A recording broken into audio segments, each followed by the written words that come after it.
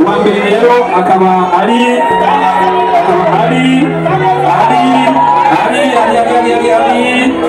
witwa Maxime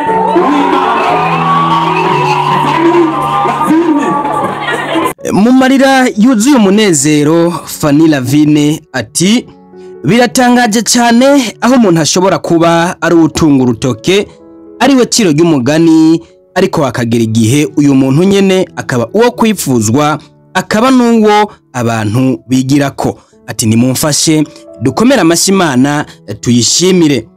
Aho yarahejeje gutahukana agashimwe ka Irebe Best Influencer Awards 2024.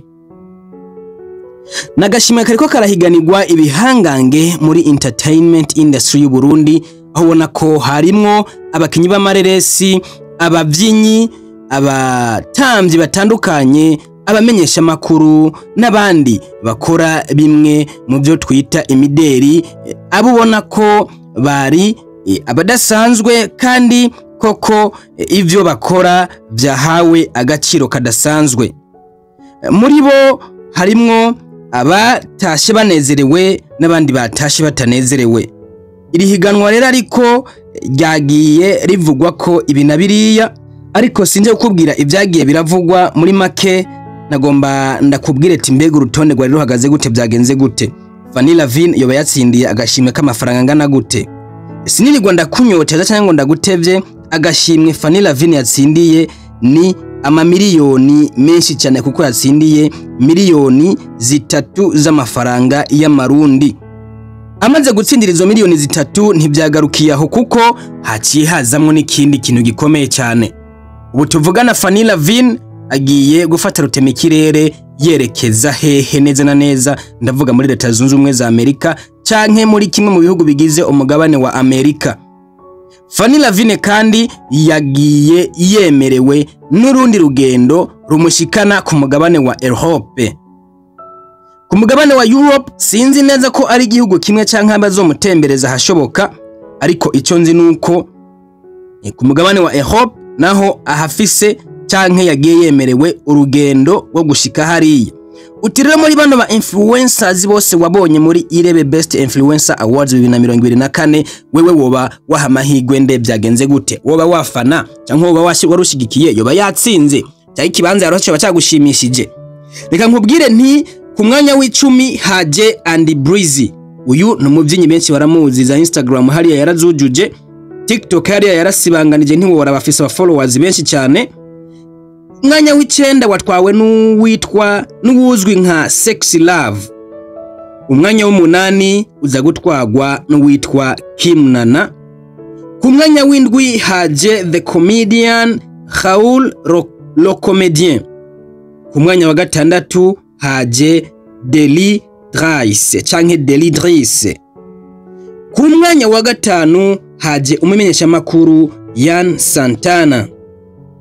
Ku mwanya wa 4 haje uwitwa Nkurunziza Jadon, uwo muzi neza yuko ari we ahantu hose utembera mu gisagara cya Bujumbura ukabona ishugwe ku mabarabara, ukabona n'ikintu kimeze nk'igiti ubona kikiri gitoto, umenye ko ari Jadon yabigizemwo uruhara kandi rudasanzwe. Tunabimushimire tunamukeze, uko nanje byanantangaje ndamusanze ku mwanya wa 4.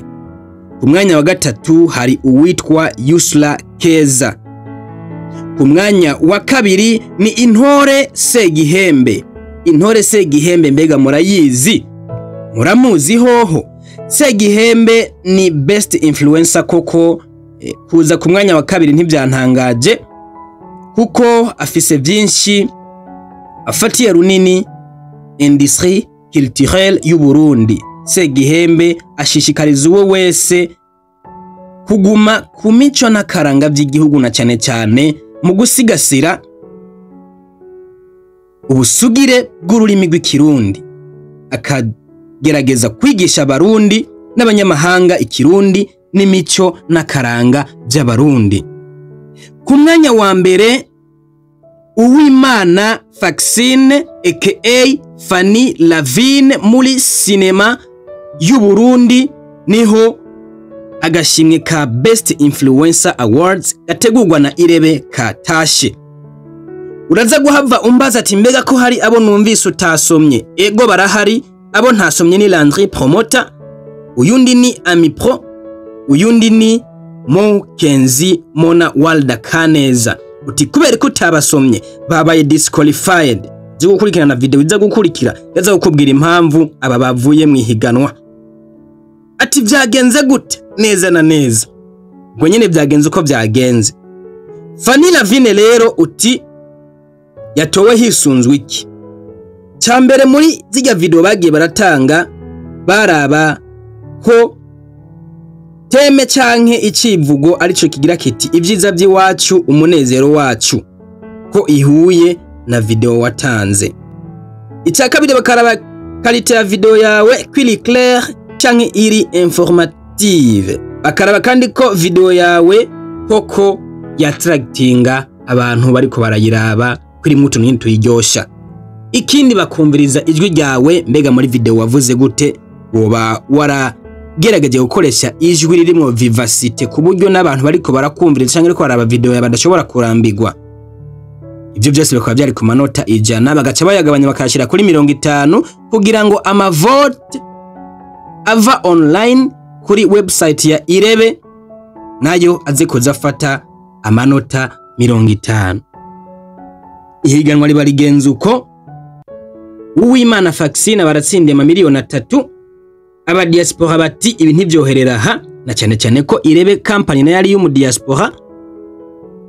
Ati wewe tegerezwa kujya gutembera ku mugabane wa Buraya, wongera uje gutembera no ku mugabane wa Amerika, ibindi tubihereza Imana.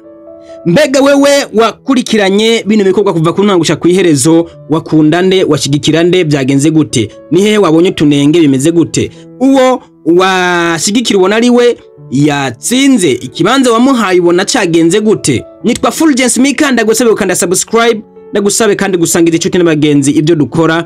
Ugerageze usubscribing, usharing, ucommenting bivanye n'ibyo bawumvise, maze udufashe kuba ku muryango munini ibintu bikomeze kugenda neza. Ndaguhamagarire kandi office ibyo wamamaza yuko ndiko ndabikora neza cyane kugira ngo ibintu byawe bishobore kugira gute gushika kure hashoboka. Turiko turaduga tugana kuri 100,000 subscribers. Ndashaka munshigikire abantu b'Imana. Twarabanye mu maconcert atandukanye, twarabanye mu bitandukanye, twarabanye mu nkuru zitandukanye, twarabaye mu biganiro bitandukanye, twarabaye mu bintu nabiriya. Abantu b'Imana, please do subscribe to my YouTube channel, hanyuma ibintu bigende neza, dukomeze kubana gatanu kuri kagenzi kako. Reka renda gusabe office ibyo mamaza uhamamagare dushobore kuya ko cobara kubigenza.